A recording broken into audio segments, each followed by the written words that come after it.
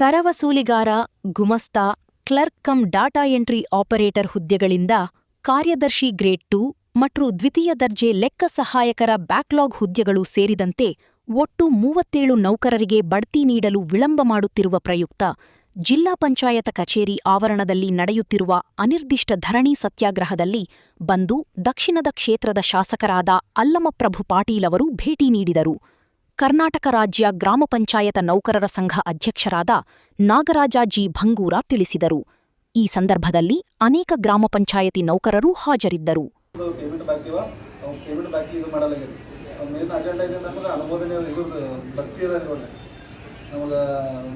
ಸುಮಾರು ಪೋಸ್ಟ್ಗಳು ಖಾಲಿ ಇವೆ. 3 ವರ್ಷದಿಂದ ತಾತ್ಕಾಲಿಕ ಪ್ರತಿ ಹೆಚ್ಚರ ಅಂತಿಮ ಆದೇಶ ಮಾಡಿ ನಾವು ಆರ್ಡರ್ ಕೊಡ್ಬೇಕಷ್ಟೇ.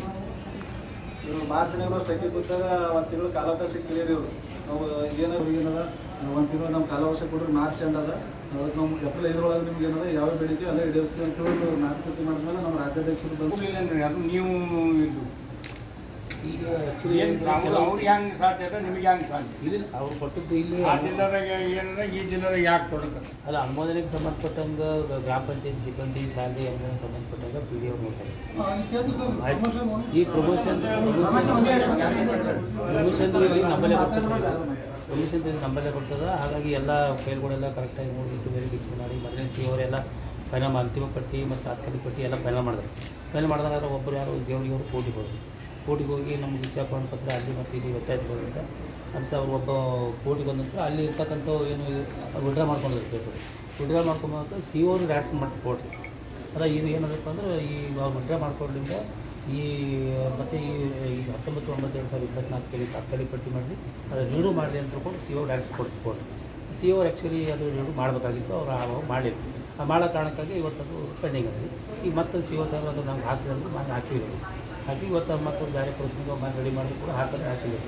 ಅವ್ರು ನೋಡತಕ್ಕ ತಾವು ಕ್ಲಿಯರ್ ಆಗ್ತದೆ. ನೀವು ಇತ್ತಂದ್ರೆ ಅವರು ಅದೇ ಬೇಡ ಮಾಡ್ತಾರೆ, ರಿನ್ಯೂ ಮಾಡ್ಬೇಕು.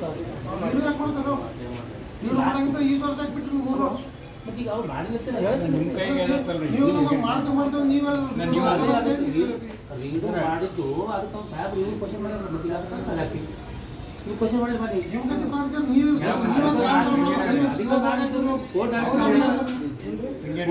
ಅವ್ರಿಗೆ ನೀವು ಹಾಕ್ಸೋ ಒಬ್ಬರ ಮೇಲೆ ಅವ್ನು ಹಾಕೋದು ಬೇರೆ ಕಡೆ ಮಾಡ್ಲಾರ್ತಾರೆ. ಅಲ್ಲಿ ನೋಡ್ಕೊಂಡು ಮಾತಾಡ್ಕೊಂಡು ಅವ್ರು ಹೆಂಗೆ ಮಾಡಿರಂತಾರೆ ಹಂಗಾರೆ ಮಾಡ್ಬೇಕಲ್ಲ. ಅಲ್ಲಿ ಶಿವನೇ ಸಹಿ ಮಾಡ್ಯಾನ, DS1 ಮಾಡ್ಯಾನ. ಅದು ಶಿವ ಡೈರೆಕ್ಷನ್ ಕೊಡೋದು.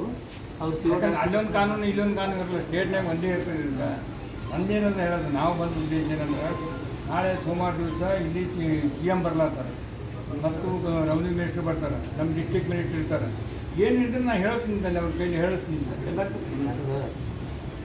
CS ಏನು ನಿಮ್ಮ ಫೈಲ್ ಕಳಿಸಿದ್ರೆ ನಾವು ಬನ್ನಿ. ಏನು ಪ್ರಮೋಷನ್ ಫೈಲ್ ಅದ ಏನು ಕಲೆಕ್ಟರ್ ಬರ್ತಿದ್ದಾರೆ.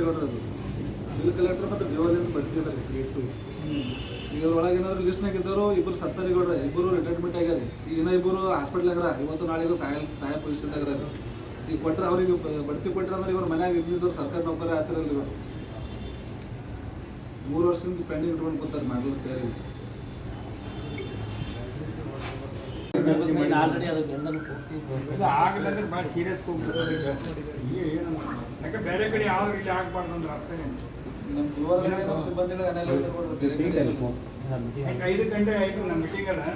ಕಲಬುರಗಿ ಜಿಲ್ಲಾ ಪಂಚಾಯತಿ ವತಿಯಿಂದ ಇವತ್ತು ಅಲ್ಲಿ ಕೆಲಸ ಮಾಡ್ತಕ್ಕಂಥ ಕರ ವಸೂಲಿಗಾರರು, clerk cum data entry operator ಹುದ್ದೆಯಿಂದ ಕಾರ್ಯದರ್ಶಿ ಹುದ್ದೆಗೆ ದ್ವಿತೀಯ ದರ್ಜೆ ಲೆಕ್ಕ ಸಹಾಯಕ ಬ್ಯಾಕ್ಲಾಗ್ ಹುದ್ದೆಗಳಿಗೆ ಸೇರುತ್ತೆ. ಒಟ್ಟು 37 ನೌಕರರಿಗೆ ಬಡ್ತಿ ಕೊಡ್ತಕ್ಕಂಥ ಕೆಲಸ ಇಲ್ಲಿ ಆಗಬೇಕಾಗಿದೆ. ಅದರಲ್ಲಿ ಭಾಳಷ್ಟು ಅಧಿಕಾರಿಗಳು ವಿಳಂಬ ಮಾಡ್ತಾ ಇದ್ದಾರೆ ಅಂತಕ್ಕಂಥ ಒಂದು ಉದ್ದೇಶದಿಂದ ಬೇರೆ ಜಿಲ್ಲೆಯಲ್ಲಿ ಇಮಿಡಿಯೇಟಾಗಿ ಕೊಟ್ಟಿದ್ದಾರೆ. ಅದರಂತೆ ನಮ್ಮ ಜಿಲ್ಲೆಯಲ್ಲಿ ಕೂಡ ಈಗ ಉಳಿದಿರ್ತಕ್ಕಂಥ ನೌಕರರಲ್ಲಿ ರಿಟೈರ್ಮೆಂಟ್ ಆಗಿದ್ದಾರೆ, ಇಬ್ಬರು ತೀರ್ಕೊಂಡಿದ್ದಾರೆ, ಇಬ್ಬರು ಇನ್ನೂ ಸಾಯುವ ಹಂತದಲ್ಲಿದ್ದಾರೆ. ಅಟ್ಲೀಸ್ಟ್ ಮೊದಲೇ ಕೊಟ್ಟರೆ ಅವರು ಫ್ಯಾಮಿಲಿಯವರು ಕೂಡ ಅನುಕೂಲ ಆಗ್ತದೆ. ಅದಕ್ಕಾಗಿ ನಮ್ಮ ನ್ಯಾಯ ಬೇಕಂತ ಹೇಳಿ ನಮ್ಮ ಎಲ್ಲ ಮಿತ್ರರು ಸೇರಿ ಇವತ್ತು ಅನಿರ್ದಿಷ್ಟವಾಗಿರ್ತಕ್ಕಂಥ ಧರಣಿಯನ್ನು ಕುಳಿತಿದ್ದಾರೆ. ಈ ಸ್ಥಳಕ್ಕೆ ನಾನು ಬಂದಿದ್ದೀನಿ. ಮುಖ್ಯ ಕಾರ್ಯದರ್ಶಿಗಳ ಜೊತೆಗೆ ಮಾತನಾಡಿ ಸಾಯಂಕಾಲ 5:30 ಗಂಟೆಗೆ ಮತ್ತು ಶೃಂಗೇರಿ DS1 ನಾವು ಅವರು ಸೇರಿಕೊಂಡು ವ್ಯವಸ್ಥಿತವಾದಂಥ ಕೊನೆ ವಿಚಾರವನ್ನು ಮಾಡಿ ಇವರಿಗೂ ಕೂಡ ಬಡ್ತಿ ಸಿಗ್ತಕ್ಕಂಥದ್ದು ಏನೇನು ಸೌಲಭ್ಯಗಳು ಸಿಗಬೇಕು, ಏನೇನು ಬೇರೆ ಜಿಲ್ಲೆಯಲ್ಲಿ ಆಗಿವೆ ಅದನ್ನು ಕೂಡ ಇವರು ಸಿಗ್ತಕ್ಕಂಥ ರೀತಿಯಲ್ಲಿ ಎಲ್ಲ ರೀತಿಯಿಂದ ಪ್ರಯತ್ನನ ಮಾಡ್ತೇನೆ. ಇಲ್ಲೇ ಆಗ್ತದೆ, ಇಲ್ಲೇ DS1 ಇಂದ ಚೀಫ್ ಸೆಕ್ರೆಟರಿ ಹೋಗಿ ಅವರೇ ಮಾಡ್ತಾರೆ, ಎಲ್ಲಿ ಹೋಗ್ಬೇಕಾಗಿಲ್ಲ. ಹಂಗೇನಾದ್ರೂ ಸೋಮವಾರ ದಿವಸ ಮುಖ್ಯಮಂತ್ರಿಗಳು ಬರ್ತಾರೆ, ಡಿಸ್ಟ್ರಿಕ್ಟ್ ಮಿನಿಸ್ಟರ್ ಇರ್ತಾರೆ, ಅವ್ರ ಗಮನಕ್ಕೆ ತಂದು ಅವರಿಂದ ಏನಪ್ಪ ಅಂದ್ರೆ ಫೋನ್ ಮಾಡಿಸಿ ಅದು ಇಮಿಡಿಯೇಟ್ ಮಾಡಿಸ್ದಂಗೆ ಮಾಡಿಸ್ತೀವಿ.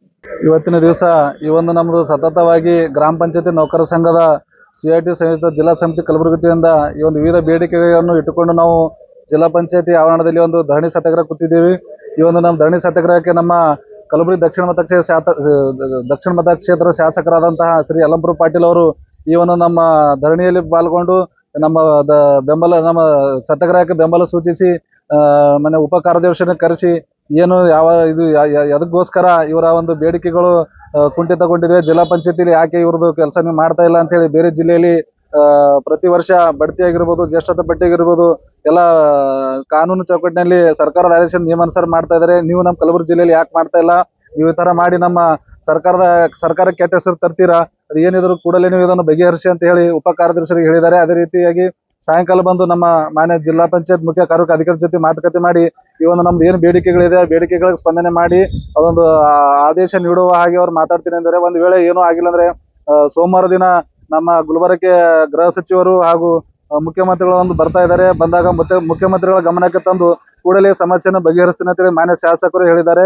ಶಾಸಕರು ಈ ನಮ್ಮ ಸತ್ಯಾಗ್ರಹಕ್ಕೆ ಬಂದು ನಮಗೆ ಬೆಂಬಲ ಸೂಚಿಸಿ ನಮ್ಮನ್ನು ಒಂದು ಮಾತನಾಡಿ ಹೋಗೋದಕ್ಕೆ ನಮ್ಮ ಎಲ್ಲಾ ನೌಕರ ಸಂಘದ ಪರವಾಗಿ ಅವರಿಗೆ ತುಂಬಾ ಧನ್ಯವಾದ ಸಲ್ಲಿಸುತ್ತೆ. ನನ್ನ ಹೆಸರು ನಾಗರಾಜ್ ಜಿ ಬಂದೂರ್ ಅಂತ, ಗ್ರಾಮ ಪಂಚಾಯತ್ ನೌಕರ ಸಂಘ ಜಿಲ್ಲಾಧ್ಯಕ್ಷರು. ಮುಖ್ಯವಾಗಿ ನಮಗೆ ನಮ್ಮ ಸಮಸ್ಯೆ ಇರೋದು ಸುಮಾರು 3 ವರ್ಷಗಳಿಂದ ಬಡ್ತಿ ಕೊಡದೇ ಇರೋದು. ಬಿಲ್ ಕಲೆಕ್ಟರ್ ಮತ್ತು ಡಾಟಾ ಎಂಟ್ರಿ ಆಪರೇಟರ್ಗಳು ನಮಗೆ ಪ್ರತಿ ವರ್ಷ ಬಡ್ತಿ ಕೊಡಬೇಕು, 3 ವರ್ಷದಿಂದ ಬಡ್ತಿ ಕೊಡ್ತಾ ಇಲ್ಲ. ತಾತ್ಕಾಲಿಕ ಪಟ್ಟಿ ಹಚ್ಚಿ 2 ವರ್ಷಗಳಾದ್ರೂ ಕೂಡ ಅಂತಿಮ ಆದೇಶ ನೀಡ್ತಾ ಇಲ್ಲ. ಇನ್ನು ಸುಮಾರು 80 ಪೋಸ್ಟ್ಗಳು ವೇಕೆಂಟ್ ಆಗಿದೆ. ಈಗ ಅವು ಕೂಡ ತುಂಬ್ಕೋಬೇಕು. ಅದು ಯಾಕಂದ್ರೆ 37 ಬಿಟ್ಟು ಇನ್ನ 80 ಪೋಸ್ಟ್ ಇದೆ. ಎಲ್ಲ ಸಿಬ್ಬಂದಿಗಳಿಗೆ ಒಂದು ನ್ಯಾಯಸಮ್ಮತವಾಗಿ ಒಂದು ಸರ್ಕಾರದ ಸೌಲಭ್ಯಗಳು ಸಿಗಬೇಕಾದ್ರೆ ಇವೆಲ್ಲ ಬಡ್ತಿ ಕೊಡಬೇಕು. ಅದೇ ರೀತಿಯಾಗಿ ಏಕಕಾಲಕ್ಕೆ ಅನುಮೋದನೆ 2017ಕ್ಕಿಂತ ಮುಂಚೆ ನಮ್ಮ ಗ್ರಾಮ ಪಂಚಾಯತಿಯಲ್ಲಿ ಸಿಬ್ಬಂದಿಗಳು ಯಾರು ಕೆಲಸ ನಿರ್ವಹಿಸ್ತಾ ಇದ್ದಾರೆ, ಅವರು ಶಾಲೆಯಲ್ಲಿ ಶಿಕ್ಷಣ ಇರಲಿ ಇರ್ಲಾರ್ದೇ ಇರಲಿ, ಅವ್ರು ಯಾರು ಕಾರ್ಯನಿರ್ವಹಿಸ್ತಾರೆ, ಏನಾದರೂ ಪೇಮೆಂಟ್ ತಗೊಂಡು ಒಂದು ಸ್ಲಿಪ್ ಇದ್ರು ಕೂಡ ಅವರು ಸರ್ಕಾರದ ಆದೇಶ ಇದೆ, ಅವರಿಗೆ ಏಕಕಾಲಕ್ಕೆ ಅನುಮೋದನೆ ನೀಡಬೇಕಂತೇಳಿ ಈ ನಮ್ಮ ಜಿಲ್ಲಾ ಪಂಚಾಯತಿಯಲ್ಲಿ ಇನ್ನೂ 200 ಸಿಬ್ಬಂದಿಗಳ ಫೈಲ್ ಪೆಂಡಿಂಗ್ ಇಟ್ಕೊಂಡು ಕುಂತಿದ್ದಾರೆ. ಅದೇ ರೀತಿಯಾಗಿ ನಾವು ಪಂಚಾಯತಿಯಲ್ಲಿ ರಿಟೈರ್ಮೆಂಟ್ ಆದಾಗ 20 ತಿಂಗಳ ನಿವೃತ್ತಿ ಉಪದಾನ ಕೊಡಬೇಕಂತ ಸರ್ಕಾರ ಆದೇಶ ಇದೆ. ಇಲ್ಲಿವರೆಗೂ ಯಾವ ನಮ್ಮ ಗ್ರಾಮ ಪಂಚಾಯತಿಯಲ್ಲಿ ಯಾರು ಕೊಟ್ಟಿಲ್ಲ. ಅದೇ ರೀತಿಯಾಗಿ ನಮ್ಮ AFMS ಬರೋಕ್ಕಿಂತ ಮುಂಚಿತವಾಗಿ ಕೆಲವೊಂದು ಬಾಕಿ ಪೇಮೆಂಟ್ ಇದೆ, ಅದು ಕೂಡ ಮಾಡ್ತಾ ಇಲ್ಲ. ಅದು ಏನದ ಆದೇಶದ ರೂಪದಲ್ಲಿ ಉಳಿದಿದೆ, ಕಾರ್ಯರೂಪಕ್ಕೆ ಬಂದಿಲ್ಲ.